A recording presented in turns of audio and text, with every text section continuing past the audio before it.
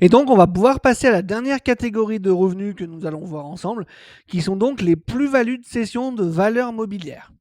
Alors, qu'est-ce qui est imposable dans cette catégorie-là? Donc, les ventes de valeurs mobilières, donc actions, obligations ou autres titres d'emprunt négociables et de droits sociaux, les opérations de bourse, les gains ou retraits de PEA ou de PEA-PME dans les 5 années suivant l'ouverture du PEA, les gains résultant de rachats d'actions de sociétés à capital variable et de fonds de commun de placement, les cessions directes de gré à gré comme les ventes, les partages, les prêts, les échanges ou les apports de titres, et les opérations de rachat ou de retrait assimilées à des cessions à titre onéreux comme les rachats d'actions de SICAV ou dissolution de sociétés, de barres de FCP, etc.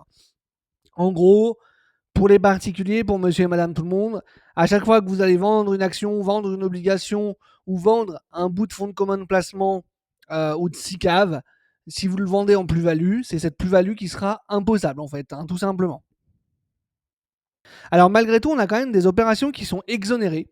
Donc sont exonérés les titres détenus dans un plan épargne entreprise, le fameux PEE, à partir du moment où vous les gardez pendant au moins 5 ans, vous êtes exonéré quand vous les sortez de ce plan épargne entreprise.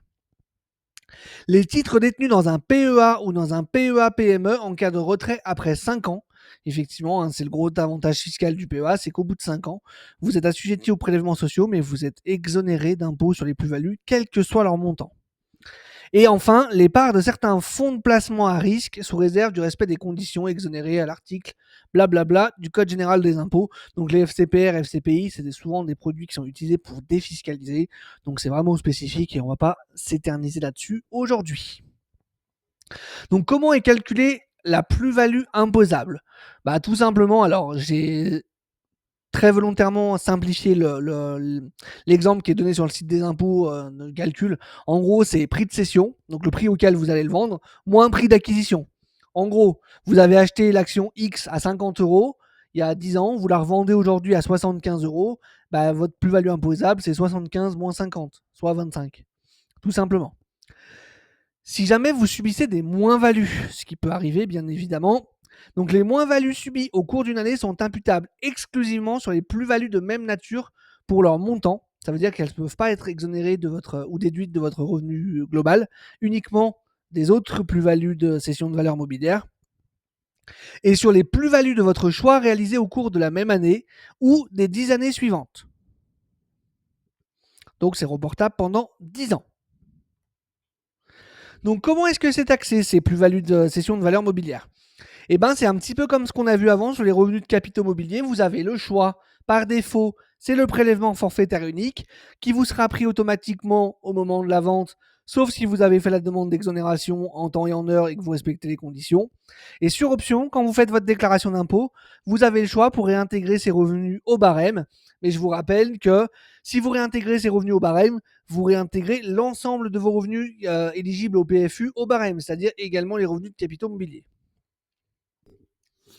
Donc on a quelques petites exceptions, notamment les gains réalisés sur un PEA ouvert depuis moins de 5 ans. Ils subissent une taxe forfaitaire qui est équivalent au prélèvement forfaitaire unique. Cette taxation s'applique uniquement en cas de clôture du PEA dans ses 5 premières années d'existence. C'est-à-dire qu'à partir du moment où votre PEA il a plus de 5 ans, de toute façon, vous êtes exonéré d'impôts, donc il n'y a pas de discours. Par contre, si vous le clôturez au bout de 4 ans, par exemple, 4 ans après l'ouverture, les gains que vous avez réalisés, vous subissez une taxe forfaitaire qui est équivalente au PFU, donc la flat tax, 30%, 17,2 de prélèvements sociaux, 12,8 d'impôts, et vous n'avez pas possibilité de réintégrer ces revenus au barème. Et au barème, pour les titres que vous avez achetés avant le 1er janvier 2018, vous pouvez avoir un abattement pour durée de détention si vous décidez de taxer ces revenus au barème. Donc l'abattement, il est de 50% pour des titres que vous détenez depuis plus de 2 ans mais moins de 8 ans, et de 65% si les titres sont détenus depuis plus de 8 ans. Donc c'est pareil, ça c'est un calcul à faire. Est-ce que c'est réellement plus intéressant d'être taxé de plein fer au prélèvement forfaitaire unique, ou si vous détenez des titres depuis très longtemps, est-ce que c'est pas plus intéressant de les passer au barème, même si vous êtes dans la tranche marginale d'imposition à 30%, si vous avez un abattement de 65% sur certains titres? C'est un calcul à faire, c'est à vous de voir. Il faut savoir que ça existe dans tous les cas et que c'est une possibilité. Alors, il y a beaucoup de cas spécifiques qu'on ne va pas aborder dans cette vidéo. Donc, notamment le cas des abattements pour durée de détention renforcée, les plus-values de cession de titres de PME de moins de 10 ans, les titres de dirigeants de PME qui prennent leur retraite. Tout ça, c'est vraiment très particulier. Donc, je vous laisserai le lien en description encore une fois et vous pourrez aller regarder ça pour ceux qui veulent en savoir plus. Et donc, dans les plus-values de cession mobilière, on a aussi une catégorie d'actifs qui est un petit peu à part. Ce sont les actifs numériques, donc nos fameuses crypto-monnaies. Et là, vous allez voir que c'est relativement compliqué. Donc, je vais vous présenter un petit peu ce qui est dit sur le site des impôts et je vous donnerai ensuite, par la suite, une recommandation à avoir, surtout si vous sortez des gros montants du marché crypto-monnaie. Donc, sont imposables toute transformation d'actifs numériques réalisée par une personne physique en une monnaie ayant cours légal, sauf si le montant total des cessions ne dépasse pas 305 euros par année. Donc, ce qui veut dire, en fait, c'est qu'à chaque fois que vous allez vendre une crypto-monnaie en euros, en dollars, en francs suisses ou à n'importe quelle autre monnaie ayant cours légal, là, ça déclenche un acte fiscal. Et si vous avez une plus-value, il y aura une taxation. Voilà ce que ça veut dire. Sauf si vous faites des cessions, c'est-à-dire que si vous vendez moins de 305 euros par année. C'est-à-dire que vous vendez 300 euros de Bitcoin sur 2024, vous n'êtes pas taxé. À partir du moment où vous vendez 306 euros de Bitcoin, si jamais il y a une plus-value, vous serez taxé.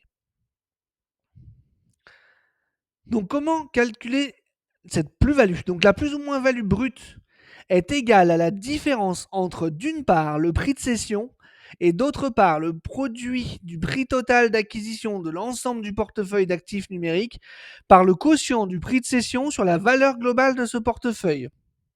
Si vous aussi vous avez compris, c'est normal, moi non plus. Donc, en gros, plus ou moins value brute égale prix de cession moins prix total du portefeuille fois prix de cession divisé par la valeur globale du portefeuille. Donc, en fait, le prix de cession, c'est le prix de vente. Donc ça, c'est assez facile à le trouver. C'est le prix auquel vous allez vendre vos crypto-monnaies.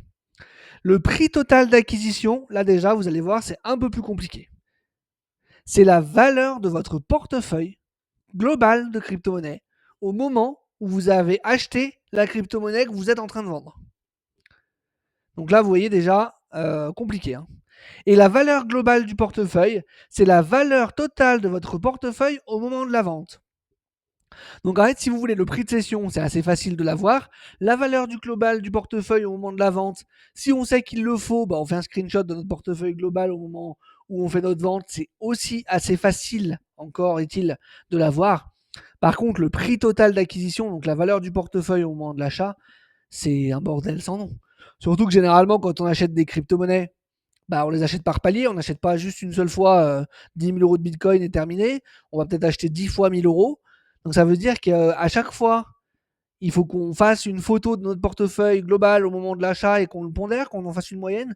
Enfin, c'est vraiment un casse-tête chinois, ce truc. Vraiment. Donc, on nous dit par ailleurs que la plus-value nette imposable est déterminée après compensation entre les plus-values et moins-values de sections d'actifs numériques et de droits s'y rapportant réalisées par l'ensemble des membres du foyer fiscal au cours d'une même année d'imposition. Donc en gros, si vous vendez des actifs en plus-value, d'autres en moins-value, il va falloir compenser les deux et à la fin voir s'il reste une plus-value ou une moins-value. Et c'est l'ensemble des membres du foyer fiscal en plus. C'est pas que une personne physique, c'est vraiment si vous êtes marié en couple, vous faites une déclaration commune, monsieur et madame. À compter des revenus 2023, vous pouvez opter pour l'imposition au barème de cette plus-value. Donc, comme pour les cessions d'actifs classiques et comme les revenus de capitaux mobiliers, mais vous devez alors cocher la case 3CN. Cette option est indépendante de celle prévue à la case 2OP, donc option pour l'imposition au barème des revenus de capitaux immobiliers et des plus-values de cession mobilière.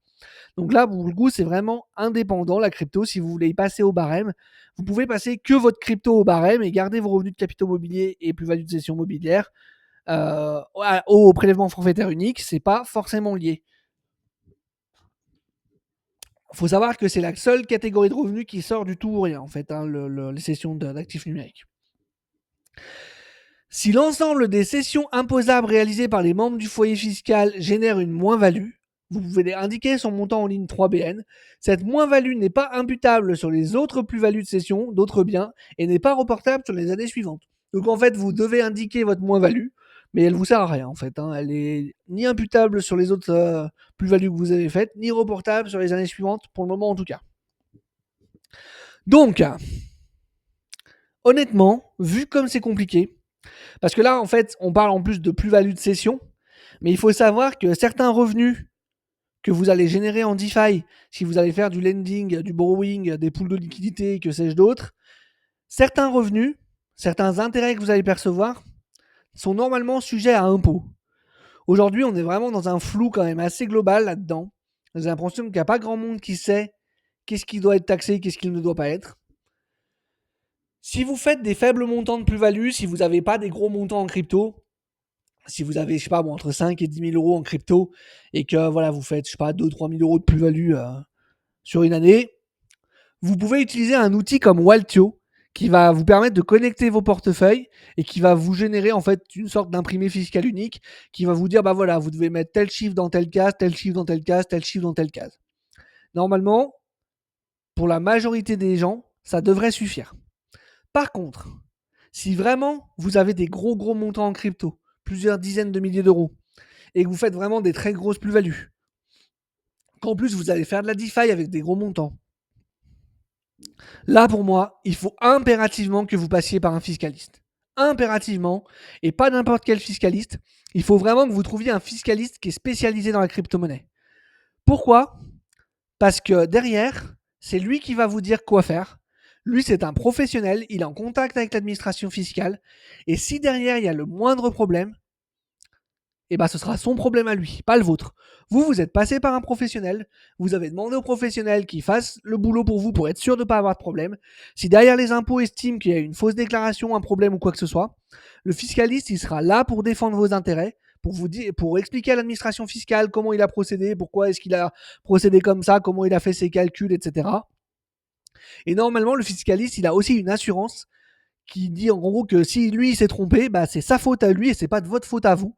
Et donc, si vous devez avoir un redressement ou quelque chose comme ça, normalement, avec le fiscaliste, vous allez pouvoir vous arranger pour que ce soit lui qui paye ce qu'il a payé en plus, l'amende, etc. Normalement, en tout cas.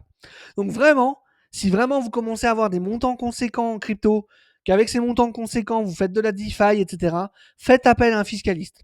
Ça va vous coûter peut-être quelques centaines ou quelques milliers d'euros en fonction de votre situation, mais croyez-moi, il vaut mieux que vous les payiez au moment où vous avez le cash en plus, c'est quelques milliers d'euros, et que pour après être serein, dormir sur vos deux oreilles, et que si derrière l'administration fiscale vient vous chercher des noises, vous ayez les moyens de faire valoir ce que vous avez fait, comment vous l'avez fait, et que vous soyez sûr que normalement les choses ont été faites correctement.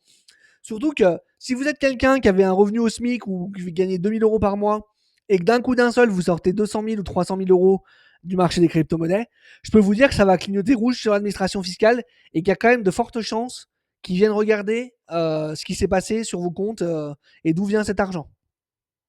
Donc il vaut mieux que vous ayez fait les choses correctement dès le départ, que vous soyez passé par un professionnel, que vous puissiez prouver votre bonne foi, parce que si vous passez par un fiscaliste, c'est que vous avez envie que les choses soient faites comme il faut.